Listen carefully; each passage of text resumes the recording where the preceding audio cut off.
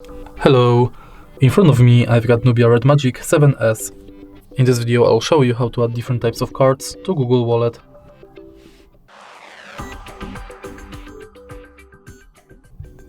In the beginning, let's enter Wallet, tap Add to Wallet and focus on Transport Pass, Loyalty and Gift Card. First, let's select Transport Pass, and if you are able to find your Transport Pass, select it.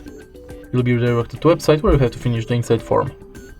Next, you have to go to Loyalty and select loyalty card you would like to add, for example, Payback Poland.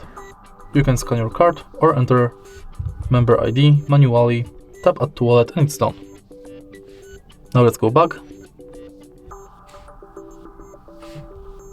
And in the end, let's select gift card. Similar to loyalty card, select shop, enter card number, PIN, balance, your notes and tap Add to Wallet. All of your cards will appear right here on the homepage of Google Wallet. If you find this video helpful, please leave a like, comment and subscribe.